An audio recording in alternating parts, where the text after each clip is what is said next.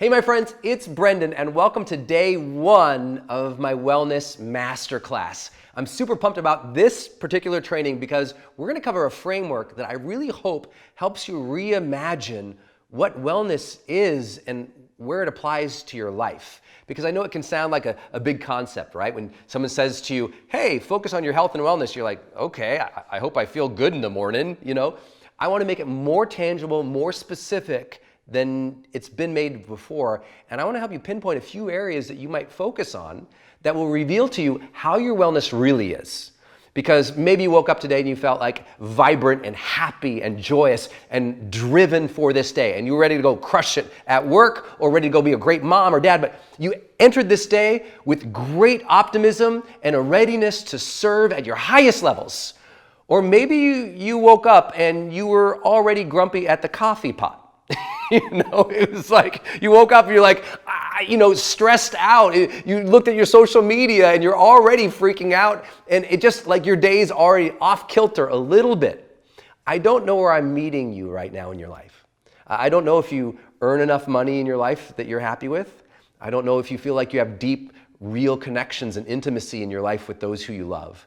I also don't know if you feel like you're making progress at the speed that you want in your life.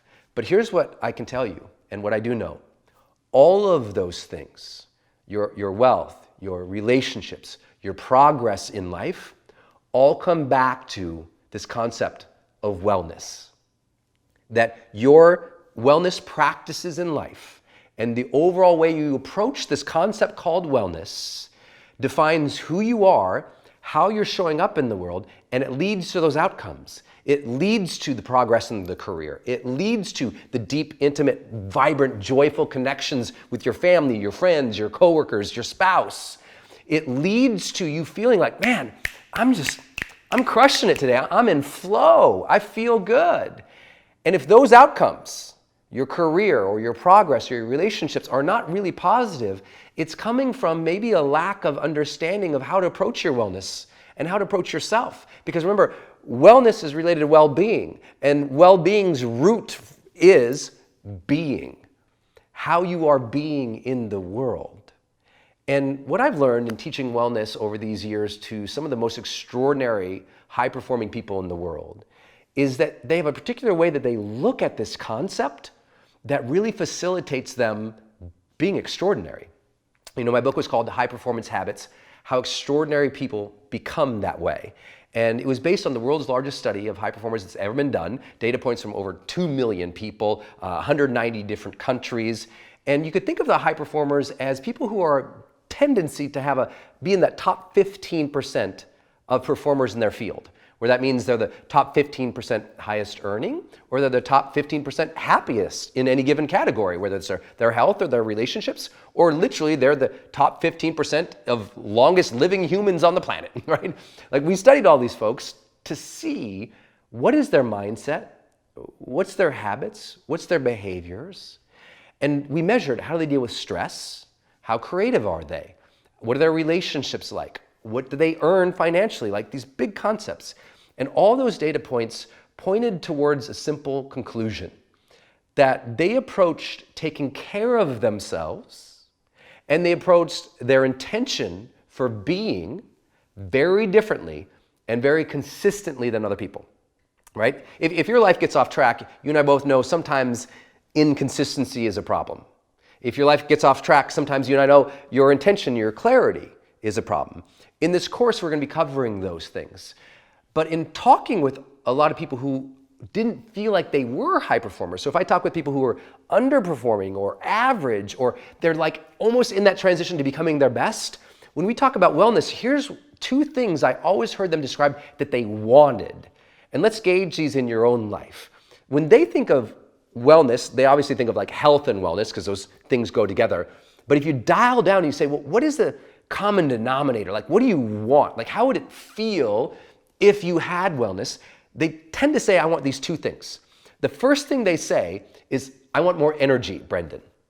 I just want better energy or even more positive energy, right? They say, I want more optimism for the day. And that's kind of like a mental energy, right? They say, I want more energy in my spouse. I want more like intimacy and vibrancy and pop, right? They say, I want to have like better mojo around my coworkers, because it's like negative energy is putting me down, man. A lot of people think their wellness is tied to other people's energy. We're going to get to that in this course because it's not true. Like other people's energy doesn't need to affect your wellness if you have the right mental tools to deal with other people's negative energy. But they always say, I want more energy. I want that like all day long mental focus, all day long physical stamina, all day long good vibes, right? How's your energy been? Like if you think about like your last 2 weeks, have you had the energy you needed to serve your highest good in the world? Have you had the energy you needed to be the best mom that you could be? Have you had the good mental energy to be able to handle a lot of the stuff that comes at you in your business or in your company or on your team? Has your energy been something that you like enjoy? Like you say at the end of the day, I feel good. And if it hasn't, in this course, you really got to take a lot of notes because we got to give you a new way and some new tools to approach your energy because that's what you want, right? So what people tell me is, Brendon, I need energy. And what they also, when they talk about well-being or wellness, they also say, Brendon, I need more motivation. I want to wake up driven without the coffee. Coffee's fine, by the way. But they say, I want to wake up and feel like I'm ready to go, I'm ready to crush it. And when we feel like we don't have drive in life, when we feel lost, distracted, uncertain, unclear, you know what happens? Man, if you can't see the path ahead, it's really easy to get down on yourself now. And a lot of people's mental well-being and mental wellness is hurt because they don't know what they want. They don't know where to go. And so motivation is going to be a really important topic here in wellness. A lot of people don't think about that. When they think of wellness, they just think yoga and meditation. They think about the tools, not the concepts that matter the most. And here's what I'm telling you, after studying all these people, your energy and your motivation are direct outcomes of well-being, of how well you take care of yourself and how intentional you are in who you are being. I want you to think about that. Your energy and your motivation each and every day are direct outcomes of how well you take care of yourself and how intentional you are for how you are being in the world. Right? That kind of changes how you might start thinking about well-being, a little more specific, right? Energy, motivation. But here's some other ways you can help gauge and see how your well-being has actually been. A lot of people when they say or think of this concept of wellness, they think of the term happiness, or they think of the word of like performance, meaning they say, well, if I think of wellness, it's about how I feel I want to be happy. And they think of wellness, well, it's how I'm kind of like dealing with life and showing up and getting stuff done. So let's talk about those things. What do we know from the science of positive psychology and neuroscience that actually affects your performance that will give you more happiness and the ability to get stuff done? There's basically the 3 C's, we call it, okay? The 3 C's. The first C is called congruence. And congruence is one of the most important topics of all of psychology study. That entire field of psychology ultimately comes back down to this concept of congruence. And congruence means you are showing up each day in integrity with who you think your best self is. You are showing up in integrity or in alignment each day with who you think your best self is. Meaning, are you living your truth? Are you living your best self? That is an indication of your wellness practices, right? If you're showing up each day and you feel like, man, I'm a jerk, that's going to negatively affect your well-being. If you show up in social situations and you fake it, or you're just kind of like conforming and being like other people, that affects your well-being, right? If you're being fake, that's hurting your being. And so we've got to use this course and we've got to start right now getting you intentional about, wow, what is like the best of who I am? Like, what would that even look like? Like, if you could imagine yourself in 5 years from today, what does the best, most incredible, awesome, beautiful spirit of a human being of you look like? How do they carry themselves? How does he or she treat other people? Like, how do they meet the day and meet chaos and deal with turmoil? Because here's the deal. If you aren't congruent and you're not like consistently trying to be that person, guess what? You feel bad about yourself. And a lot of people never figure that out. They feel like unmotivated during the day. It's because their mind is saying, hey man, I'm unmotivated because I'm faking it and I don't like it. Or they have too many days where, you know what, they had the hope of being, you know, a driven, contributing person who makes their dreams come true, and they got lost in the 7th season of a show on Netflix. And they thought, why am I not doing anything? Oh my God. Because they weren't being congruent with the driven, contributing human they knew they could be. And so I'd love for you to do yourself a simple, just like formula here. On a scale of 1 to 10, in the topic of congruence, how congruent have you been in the last 3 months with the best of who you know you can be? Right? So let me give you an example. Like 1, by the way, is not good. 10, amazing. You're awesome, right? Okay, so 1, like if we look at the last 3 months of your life, and let me give you an example. If I parachute into your life right now and you and I go to lunch and we sit down and I say, tell me, like describe the best of who you are or who you could be. And you describe that person and you're like, oh my gosh, I'm kind, I'm giving, I'm a generous, abundant, flowing spirit in the human world. Oh my God. And then I said, okay, tell me about your last 3 months. Do your actions and how you showed up, who you were being in the last 3 months, does it align with that aspirational figure of the best of you? 1 would be, no, Brendon, I suck. 10 to be like, you know what? I'm on my A game, Brendon. I'm flowing in the best of myself. I want you to know that for yourself, because being congruent is going to be something we're going to talk about throughout this entire course. Because if I can get you to be more congruent with the best of who you are, your well-being, my friend, it will flourish. We'll be able to see it literally in your skin tone, in the pop of your eyes, in how you smile. And that's not my opinion. That's based on communication studies of happy people. Like it literally shows up on them. And what makes you the happiest? Being congruent with the best of who you are. Second of these 3 C's is connection. In that what makes you happy and what makes you perform better and what makes you feel better is the quality of your relationships, right? The quality of your relationships makes you feel and sense the quality of your life. And I know you know that's common sense, but common sense is not always common practice.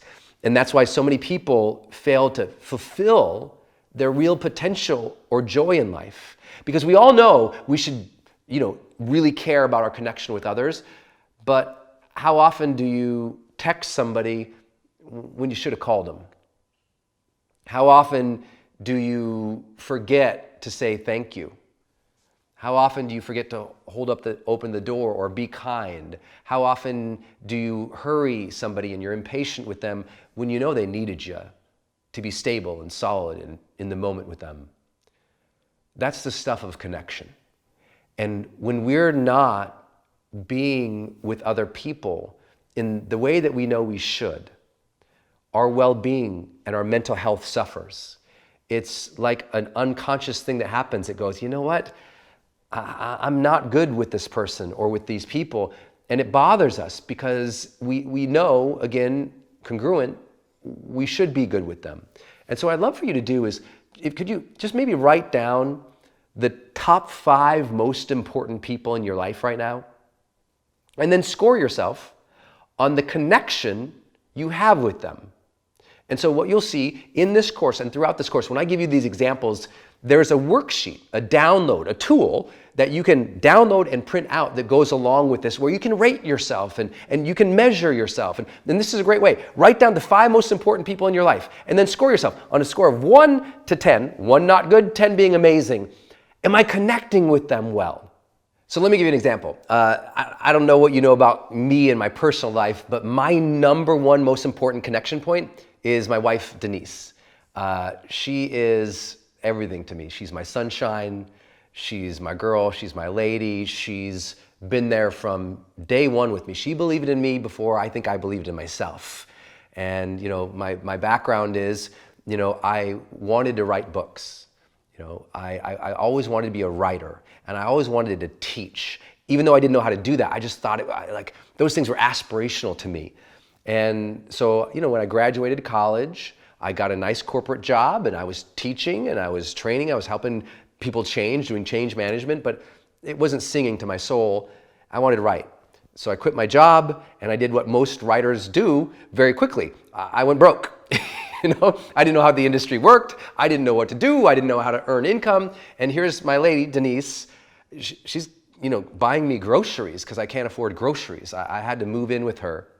I had a lot of days where I was meandering about, not knowing what I wanted to do, and she was patient during that time. It was really difficult, but she supported me and she believed in me. And once I achieved my dreams in writing and training, I was able to help her achieve her dreams in health and wellness by opening some exercise studios, which was her passion. And she's everything to me. So what I do as part of my practice in well-being is every Sunday, I do the very thing I'm asking you to do. Every Sunday, I write down the 5 most important people in my life, and she's always at the top. And I score myself on a score of 1 to 10. How well did I connect with my wife this week? If I was not good at it, if I was distracted, if I was a bastard, I'm a 1. If I'm awesome and I was an amazing husband and I cleaned up and I was thoughtful and gave her gifts and took care of her and was just the most amazing guy ever, then I'm a 10. And it's not like I'm ever perfect, and it's not that I'm ever, you're always somewhere, right? But wellness requires awareness to the important areas of your life. Because guess what? If that relationship starts to slide, do you think it affects me at work? The answer is yes, right? Do you think if I'm going to do a course, as I'm filming this right now, if my wife and I had a big fight this morning, would that affect my mental well-being and my ability to serve you? Yes. And that is why it's important to keep these things on your radar. And this tool that you can download here, this worksheet, is something you might fill out every Sunday. So I encourage you to download it, fill it out. Top 5 people, score of 1 to 10. And whatever your score is, one simple question. How could you improve that score? So if I'm a 5 with my wife that week, my next question for the next week is, how can I be a 6, 7, 8, 9, or 10? What would I have to do? What would I have to say? What would I have to think to improve our relationship? Because if your relationships can flourish, your well-being flourishes. If your well-being flourishes, your performance flourishes, and we can prove it because it's science. The third big C in these 3 C's, after congruence and connection, is contribution, right? We all want a sense of meaning in our life. And when we have that sense of meaning that comes from contributing, giving, serving in some way that makes us feel satisfied or fulfilled, life, man, it's magic. But you yank those things away from people and the effect on their well-being is catastrophic. I'll give you an example. I don't know if you know this statistic, but did you know, at least in North America here, when, as an example, when men retire from their career, let's say they had a career that was 20 years long, when they retire at the average age of 64 to 68, they tend to die within 4 years. Do you hear that? They die. And it's not because the age, it's because when you yank purpose or mission or a daily to-do that keeps you alive, people lose a sense of purpose, and when the sense of purpose goes away, the soul starts going away. I don't know if you believe in that kind of stuff, but I get it because I've been with a lot of people. I don't know what you know about my background, but I spent 13 years in hospices. I've been with a lot of people in their last weeks, in their last days, in their last hours, in their last minutes. And I can tell you, they think about what they gave in life. And it's important to them. It's going to be important to you in the latter moments of your life, whether you feel like you contributed.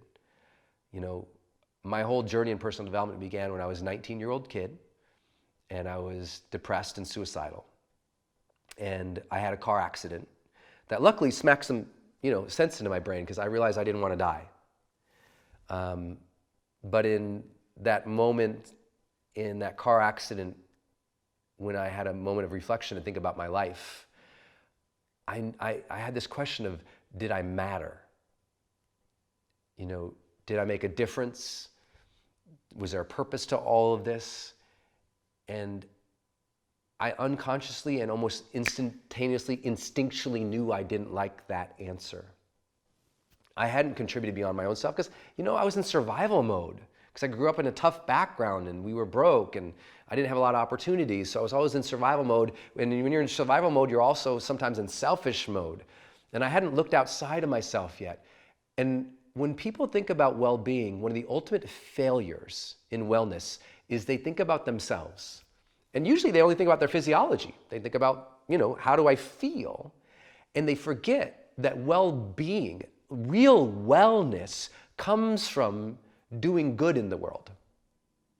Real wellness, that sense of peace that you want in your life, isn't just because you meditate and have a good mantra. There's a sense of peace that comes from knowing, what? I'm doing good in this world. I'm contributing something here. I've got a mission, a purpose. My work has meaning. And so contribution is something we got to score ourselves on every week. So if you think about like the last 3 months, do you feel like you've been contributing things that mean something to you, that matter to you? Or are you just going through the motions or living somebody else's agenda? And I know this is not easy if your answer is, yeah, I'm a, in contribution, Brendon, I'm a 1, not a 10. And I share that with you because I've been there. And so I recognize the journey it's going to take to feel like you're contributing even more. And it's going to be a topic we're going to talk about in this course a lot. And I hope that sharing these 3 C's with you is giving you a little bit of a framework here of what we're working through on this course. Like, we're going to work on your congruence, you being your best self, but I need you to rate yourself right now on that score of 1 to 10. We're going to talk about your relationships through connection, and I want you to score yourself 1 to 10. Contribution, score yourself 1 to 10. We're going to be talking about these as themes because those things are direct outcomes of wellness and they are direct inputs to wellness. Because if I'm congruent, I feel well. If I'm connecting with other people well, I feel well. If I'm contributing, I feel well. And if I feel well, I'm more congruent, I connect more, and I contribute better. You get it? It's a cycle. And that cycle and those inputs and outputs and outcomes, that's what wellness really is. And here's the last magical piece of this framework. They all interact. So when we talk about congruence, when people think about how they ideally want to be, they want what? Energy and motivation there, right? When you think about yourself in your life, you're like, I want to be energized and motivated, and that's part of the best of who I am. When you think about your relationships, guess what has to be there for them to be great? Energy and motivation. You want from your community, from your connection, from your family, your friends, your loved ones, you want that energy and that pop energy. And you also want motivation there. Like, you want the people around you to lift you up and to feel like a positive force is happening between you. You think about contribution. You want to be energized for your work every day, and you want to be driven and motivated to go make it happen. That is what I call my ultimate wellness framework. So that's what this course is going to be about. I'm going to give you some frameworks and some measurements and new ways to have an awareness about where your wellness is and where it could go. Because this is about helping you kind of reconceive wellness, but also achieve better wellness. So I'm curious, what did you take away from this first session with me? Like, what were your insights? Where did you score high? Where did you score low? Would you please do me a favor? Share that with the community. I'm in there. I'm getting feedback from you all. I'm giving some input. I really want to know what you learned. Maybe was there an insight, a spark? Was there an aha moment that you got today? Did we broaden your perception or understanding of wellness? Did I put a little fire under one area of your life, whether that was who you're showing up as, your congruence or your connection with other people, or what you're contributing? Hey, thanks for watching. If you enjoyed this masterclass, then click subscribe and check out this video right here.